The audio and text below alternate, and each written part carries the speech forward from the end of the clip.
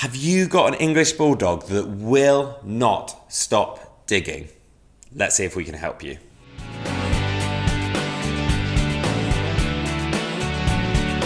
Welcome back to the Fenrir English Bulldog Show. My name's Joe and I'm a certified canine leader here at FenrirCanineLeaders.com. We are dedicated to helping you learn everything you could possibly want to know about the English Bulldog and then how to become a high-level canine leader so you can raise your very own. If you're new here, don't forget to subscribe and turn on that notification bell so you never miss a future upload. Having your English Bulldog dig and dig and dig in your garden or even in your home can be really frustrating, especially if you're quite house proud. So today we're going to be tuning into a webinar that the CEO and founder of FenrirCanineLeaders.com has recorded all about how to stop your dog digging. So Will is going to break down some tips and tricks that you can use to stop your English Bulldog from digging.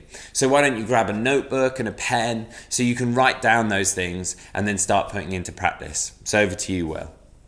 Hey guys, welcome to another really quick fire webinar breakdown of a very common problem behavior that whether you're working as a canine professional with clients or you yourself are trying to become a high level leader for your companion dog at home, and that is around digging. And we're going to break down the implementation of the strategies and the behavior modification plans that I utilize to be able to correct digging behaviors and be able to have people have dogs that aren't destroying their gardens every single day. So let's dive into the webinar. And we're going to get some really good information that I promise you're going to be able to use at home with your dogs or your clients. Now, as is always the case with any problem behaviors that we may have with our dogs, we need to not only just to put a plaster on the problem, but we need to get to the root cause of the issue. And with digging, we need to look at what is it that's causing digging. Now, we have to have a little bit of empathy for dogs because digging is a very normal behavior that dogs will display. Now, obviously, as a good leader, we need to be able to teach them when that is appropriate and when it isn't. And usually in your garden, that isn't appropriate. If we go out for a lovely walk in the woods and you want to dig a hole, cool. If we go to the beach, you want to do some digging, okay, cool. But if I tell you we're not doing that in the home or in the garden, then you need to listen to me because I am the leader, I am in charge, and I set the rules, boundaries, and expectations in this family environment. So that's what we need to be able to get to with our dogs. Hey guys, very quickly, I just wanted to interrupt and let you know about our bootcamp program if you've never heard of it before. It's the program that as a canine behaviorist I use every single day with all of the clients and all of the bad behavior cases that I work with to high levels of success. It is focused on teaching you how to become a high level canine leader that is able to restructure the relationship with your dog so that they see you as that leader and they know to look up to you for guidance and direction. When we achieve that, we can then finally address those bad behavior problems and get to the point of having the perfect canine companion that you've always dreamed of. So if you want more information about our bootcamp program, the link will be down in the description box below. But until then, let's get back to the video you were just watching. Now, when it comes to digging, a lot of the time that digging is a result of too much pent up frustration in terms of physical energy and mental stimulation, and they haven't got a productive outlet for both of those things. So the first thing we always start off with a vast majority of behavior problems, not just digging, but we can always achieve higher levels of success simply by putting in more exercise, more mental stimulation. Exercise is obvious. We can go out and play frisbee, we can go out and play fetch, we can go for a walk, we can do some running, we can teach a dog to run alongside a bike. The options are truly endless. When it comes to exercising our dogs physically, mental stimulation can require a little bit more creativity, but there's tons of different puzzles out there. You can get frozen Kongs, any kind of obedience work, agility, getting your dog into doing just any kind of work with you is fantastic, especially for working breeds. So we're going to add in more mental stimulation, more physical exercise, and you will be shocked at the amount of times that alone will address the problem of digging, because the root cause, rather than sticking a plaster on it, the root cause was simply that they're bored and frustrated. So let's start there. If that doesn't work, you've done that and you're still seeing these problems, then we get to move on to the more behavior modification, the fancy stuff that people like to hear when it comes to kind of these intervention strategies. So then when it comes to digging is a funny one in the canine behavior world. It's not something that can be addressed as easy as, say, reactivity or excessive barking, because First of all, there's a few different things that come up with problems. Supervision, being able to ensure that we're watching the dog. To be able to correct the behavior, we need to be able to implement fantastic timing. So the strategies we use are going to be a little bit different when it comes to digging.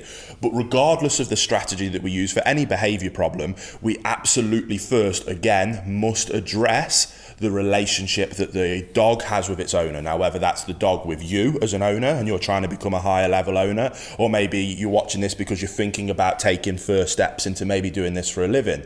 You cannot come in and simply say, this is what you should do, see you later. Or watch me do it, I'm going to do it. Oh, awesome, that worked. Do what I did, see you later. That worked because you were able to come in and establish a good relationship with the dog very quickly through your higher levels of leadership skills. The owner then watches that, tries to replicate it without that level of relationship, and things just fall apart. That's no use to anybody. We have to be able to teach the owner how to become a high level canine leader, restructure that relationship so that the dog sees them as the leader, and we'll look to them for guidance and direction. When we get to that point, then implementing the modification programs, correction-based programs, positive reinforcement-based programs, that becomes so much easier. Because when you have that relationship, asking a dog what you do want from it is much easier, and asking your dog to stop doing something is then also much easier. So we must address that. At Fenrir, we use our bootcamp process. There'll be a link to the online version of that down in the description box below if you want to go and check that out. But that bootcamp process is very specifically, I designed it to not only be the 1 month process of being able to really put in those rules, boundaries and expectations to restructure that relationship, but inherently it then also teaches the owner how to be a high level canine leader. It teaches them the theory and the understanding required for them to be a high level canine leader. So not only do they come out of the other end with the desired outcome of that restructured relationship, but on top of that, they have learned to become a high level leader that can then address any future problems, which then means they don't need me again as a canine behaviorist, which is the ultimate goal of any canine behaviorist. It isn't to put a plaster on things, it's to help the owners not need us again. If you can do that, then I promise you'll have a lot of success in this industry. So what we need to do is be able to help them restructure that relationship. Again, we use our canine bootcamp to be able to do that. Once we've got through that process, like exercise, you will be surprised that simply going through that process will address. So if exercise might address 60% of cases, restructuring the relationship might address another 30% of cases. So just simply going through, and by the way, we put a lot of exercise structure into the boot camp for that reason. Again, not only to restructure the relationship, not only to help our owners become high level canine leaders, but also to give them an opportunity to put a lot more exercise in, because again, we know that through thousands of cases that 95% of these cases will be addressed simply by doing that, which then leaves us this last little bit, which is where we then might need to get a little bit more creative in terms of an actual structured behavior modification program. Now, this is usually where I jump into correcting the behavior, but when it comes to digging, I want you to take more of a process of managing and correcting the behavior.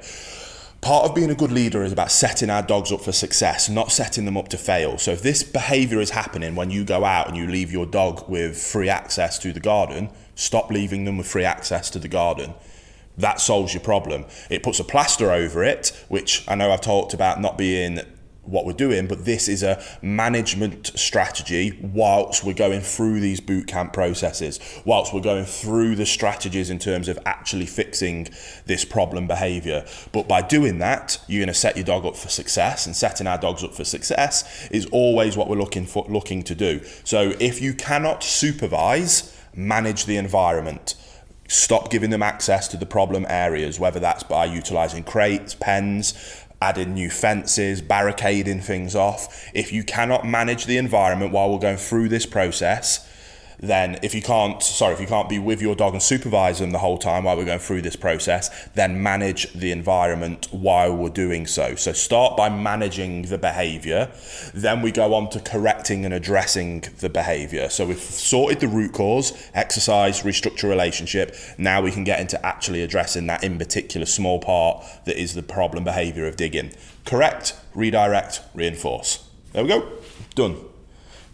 I'm going to go into a bit more detail, don't worry, but that is as simple as it is. Too many people make these concepts of canine behavior remodification far more complicated than they need to be. And the reason why people have other behaviorists or other, in particular, positive only approaches don't necessarily work is because, first of all, they don't address those first two pieces of the puzzle.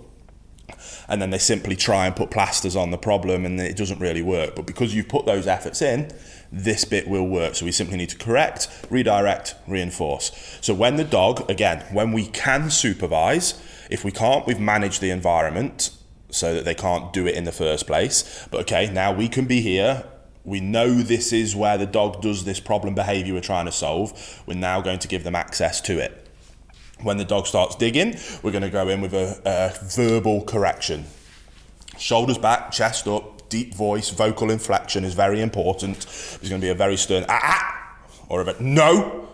And we're going to save that vocal inflection and that verbal correction. We're not going to use it much, but we're going to save it for situations like this where it can really carry some weight. The more work you put into restructuring the relationship in the second part of the process, then the faster, quicker, more effective this verbal correction will be. So the dog is about to start digging and no, snaps them out of it really quickly.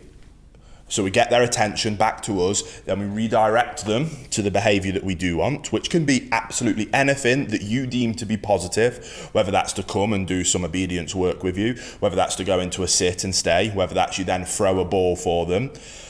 We correct the negative behavior, we redirect them to a desirable one, and then when they're displaying those desirable behaviors, we reinforce. So again, correct, redirect, reinforce. It really isn't that rocket science when it comes to digging in particular. It's not an aggressive behavior, it's just an annoying one. So going through this process in a very positive based way, yes, we're utilising corrections, but we're going to stick with verbal corrections, and we're going to make sure that we do everything we can do in our power to set our dogs up for success. You go through that process and digging becomes a very easy problem to get on top of. It really does.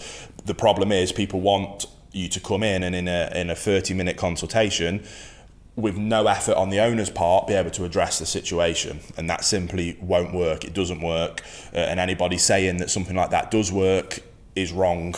And they're probably trying to sell you something that doesn't work. Yes, we suggest you going through our bootcamp process, but that's simply a structure that we've put in place to help you achieve the hard part of the restructuring the relationship as easily and efficiently as possible with high levels of success.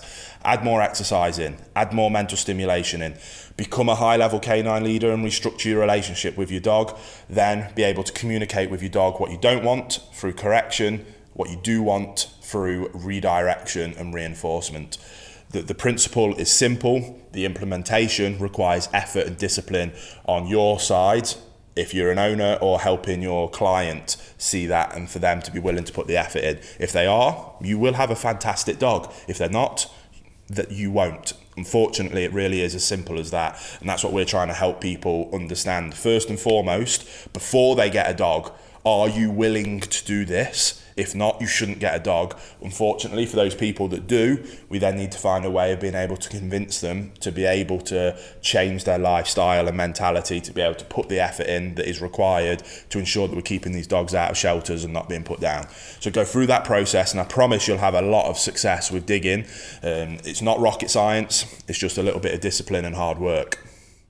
So there you have it, some really useful tips that you can start putting into practice straight away with your wonderful English Bulldog, so that you never have to have them digging up your garden ever again. I really hope you enjoyed today's video. If so, why don't you get involved in the comments down below? Let us know how you're getting on with your English Bulldog and whether they're digging or whether you've been able to train them not to. We would love to hear about it.